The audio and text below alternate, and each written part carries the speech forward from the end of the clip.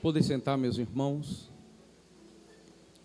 Louvo a Deus pela oportunidade de uma vez mais falar do seu amor, da sua graça. E nesse dia tão especial para nós, o dia do pastor e o dia do nosso pastor. E aproveitando, quero agradecer a Deus pela vida do Senhor. E falo isso com fatos.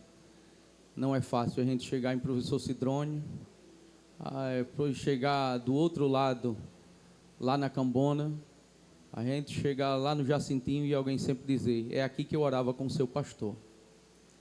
Quando a gente senta na Praça Sinibu, ainda hoje tem gente lá nas concentrações, e eu gosto de ir lá e perguntar: vocês conheceram o pastor Arnaldo de Rio Largo? Sim, ele sempre estava conosco aqui.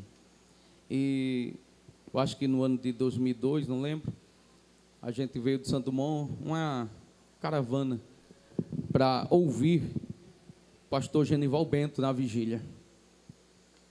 E quando a gente chegou lá, o pastor Genival Bento não foi, porque choveu na usina e ele não pôde vir. E quando a gente chegou lá, o pastor Arnóbio interpretando de um lado, profetizando do outro, e os meninos olharam para mim e disseram: Deus não queria usar Genival Bento, não. Era o professor dele, que ele queria mostrar quem era para nós. Então, falo isso com fatos. Só uma situação. Cheguei em um lugar e alguém estava um pouco aperreado com o culto, né? O culto às vezes deixa, né? Culto corrido, a gente fica um pouco nervoso. Eu falo por mim. E alguém disse: senta aqui, rapaz, senta aqui. Aí botou lá, assim, um canto bem longe lá. E disse: esse moço é de onde? É o pregador, né? Tá certo. Vem para cá, vem para cá. Você vai pregar aí, vai, olha, a gente está corrido aí, tem problema se eu lhe dar 20 minutos? Eu digo: não, não tem problema não, pastor, se não der também. Aí, se você é de onde mesmo, aí disse o nome do bairro, que eu já morei. Aí foi alguém que disse: olha, ele já morou em tal canto. Aí ele gravou isso, né? Ele disse: ah, você é do bairro tal? Eu disse: não, eu sou de Rio Largo. Ah, irmão. Ah, irmão. Ah, tu não sabe não, irmão. Eu ia pregar lá fora. Espera aí que a gente vai para o restaurante. Meu Deus. Aí eu fiquei pensando que era por causa da posição, né? Às vezes, né, alguém fica, ele disse: não, eu sou hoje porque a mão dele um dia foi sobre mim.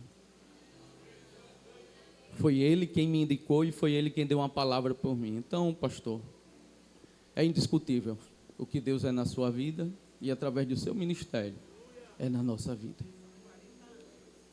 40 anos de história e fazendo história. Deus abençoe. Feliz dia do pastor, meu pastor. Meus irmãos, com nervosismo e tudo, me ajudem.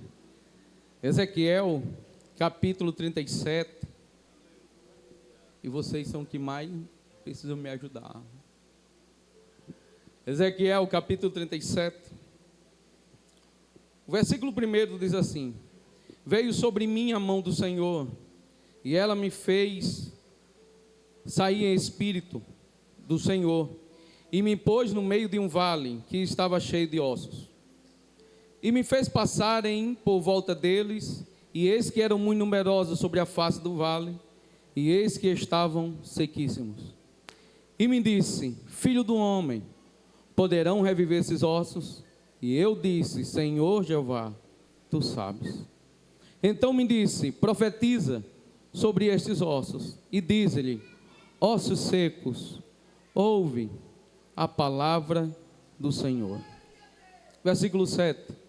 Então profetizei como se me deu ordem, e houve um barulho, enquanto eu profetizava, e eis que se fez um rebuliço, e osso se juntou a cada osso. E você diz: glória a Deus. Meus irmãos, é sabido que Ezequiel é de linhagem sacerdotal, né? Então, automaticamente, quando Ezequiel nasce, ou quem sabe ainda quando estava na barriga da mãe, alguém olhava pelo tamanho, né? Não tinha ultrassom. Aí dizia: olha, é um menino, é uma menina. De repente a barriga não era tão grande, não, eu acho que é um rapaz aí.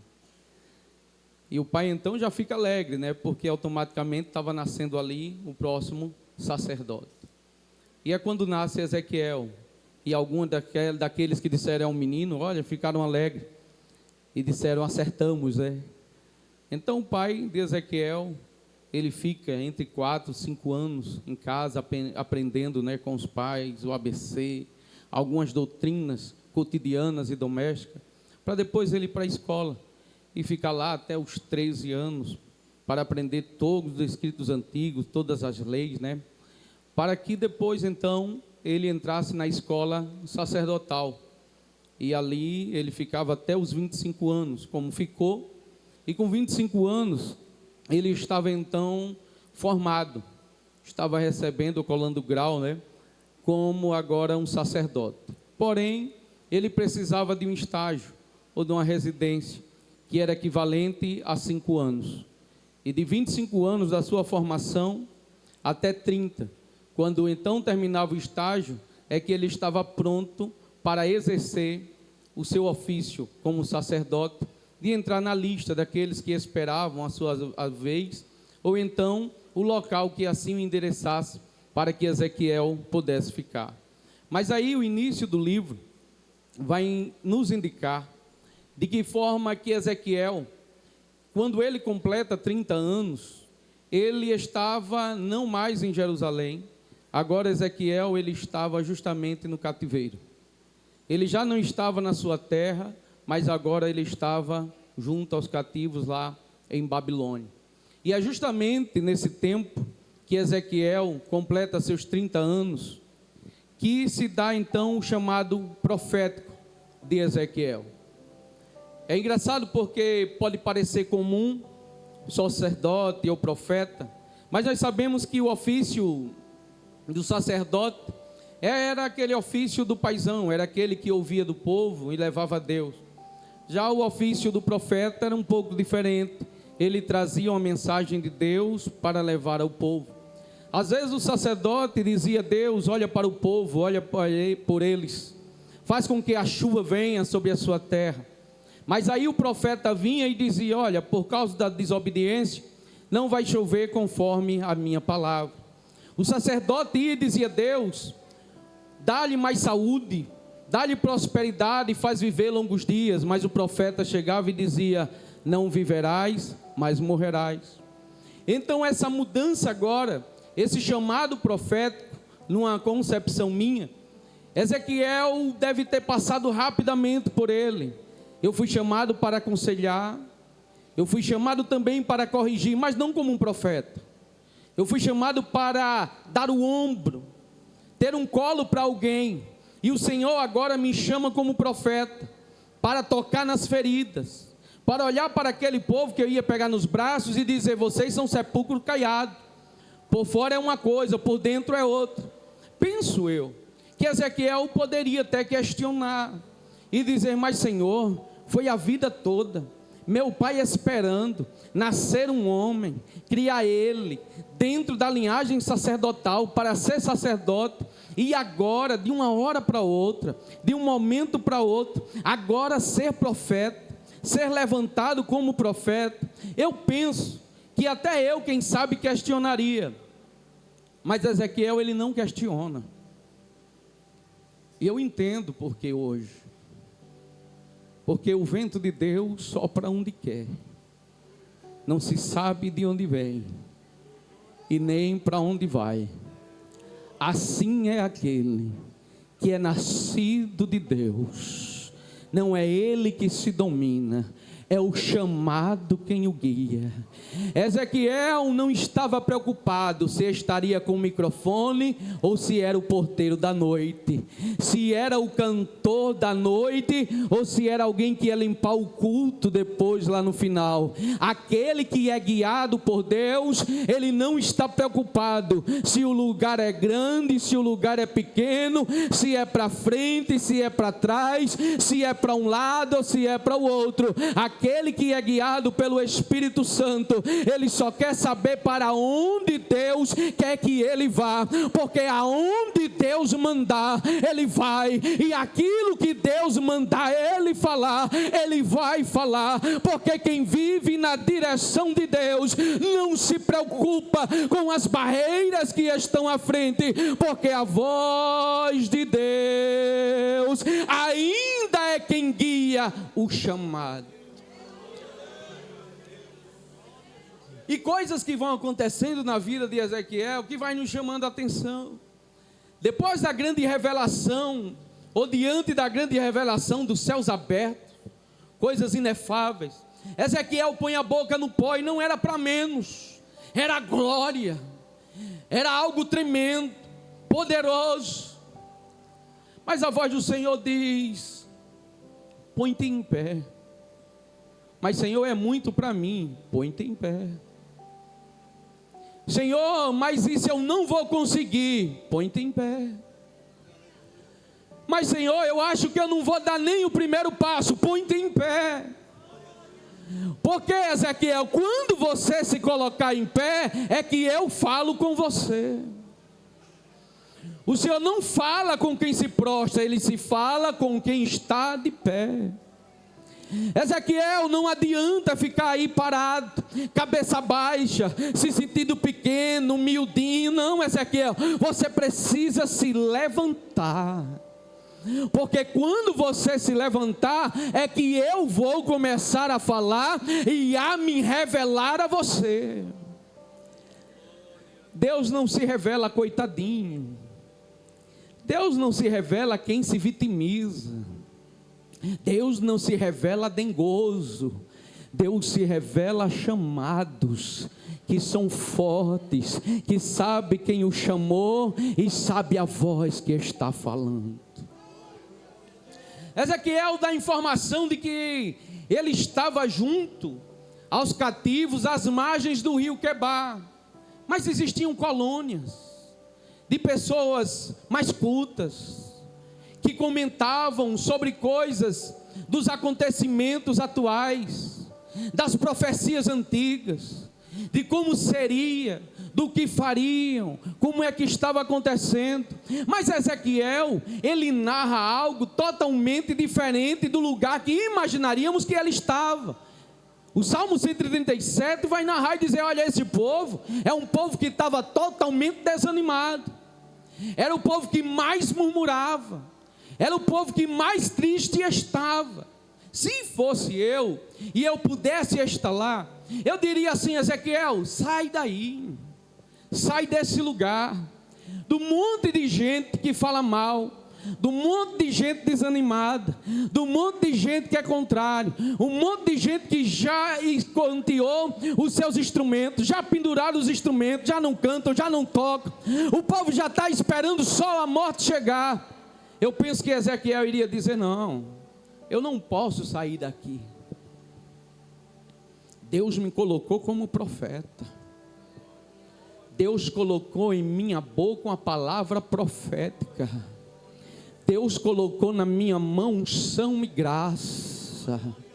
Não é o lugar que define você, mas é você que pode definir o lugar. E se Deus te colocou nesse lugar, não tem por que sair. Porque se Deus te colocou aí, e você está dizendo: eu vou sair porque é ruim, eu vou sair porque está difícil, eu vou sair porque não tem condições. Deus te colocou como profeta. Vai ser da tua boca, vai ser da tua ministração, vai ser da tua palavra, vai ser do teu ministério que Deus vai começar a operar e fazer milagres e maravilhas. Aquele lugar vai mudar, porque Deus te levantou.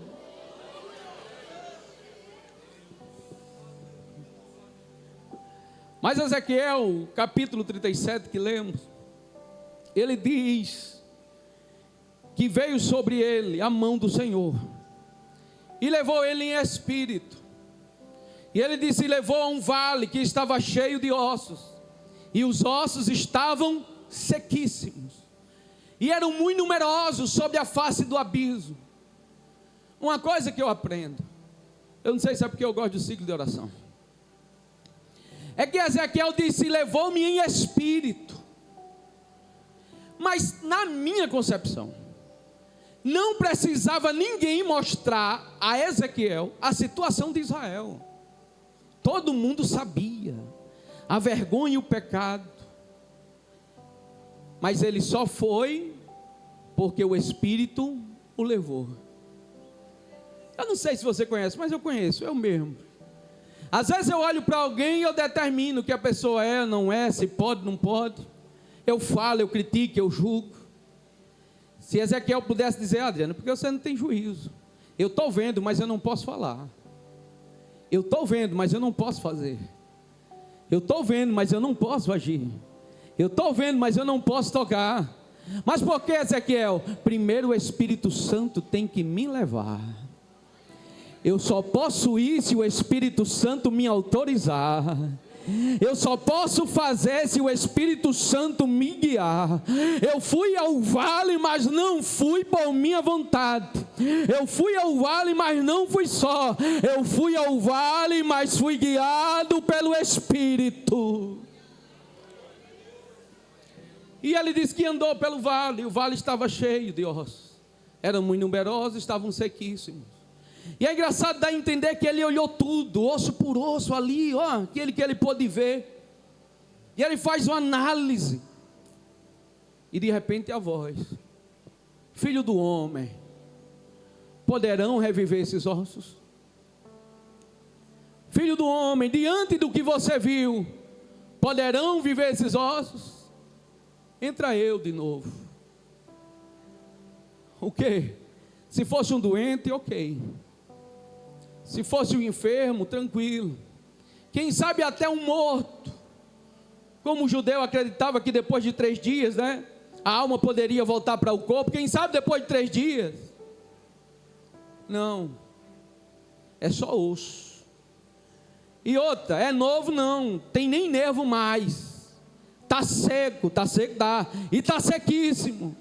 São poucos não, são muitos. E aí, poderão reviver esses ossos? E ele diz: Senhor Jeová.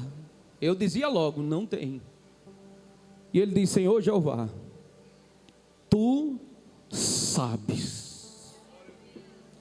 Eu não posso, tu podes. Eu não tenho, tu tens. Eu não sou, tu é. Eu não tenho vida, tu dá vida. Eu não sou capaz, tu é o dono da capacidade. É aquele que chama as estrelas pelo nome. É o que mede o mar a palmo. Com a concha da mão pega todos os oceanos. E disse ele a Jó: olha Jó, eu digo ao mar vai, ele vai. Eu digo ao mar vem, e ele vem. E quando eu quero, Jó, eu sopro e o mar congela. Isaías disse: a mão dele estendida está. Quem a pôs fará voltar atrás. E operando ele no teu vale, quem pois impedirá? O que é impossível hoje para Deus não é.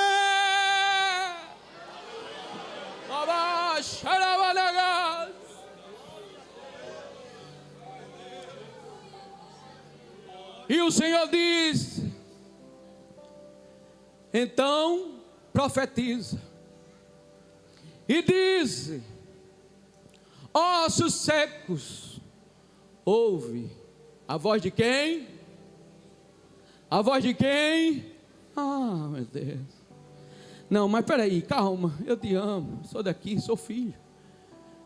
É a voz do profeta? Não. É a voz de que profetiza muito e fala de meia dúzia, é intrigado da outra metade, fala mal do nosso pastor, fala mal dos obreiros. É esse que profetiza, é esse que tem a mensagem boa. Ouve o que?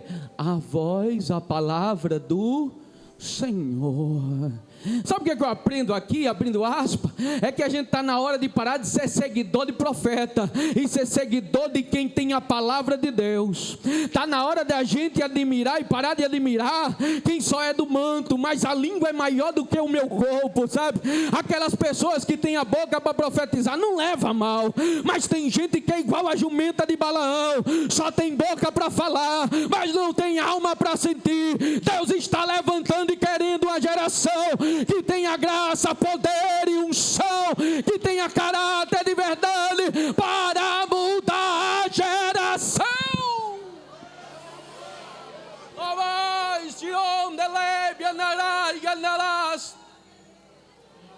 E ele diz: e eu profetizei do jeitinho que o Senhor me mandou.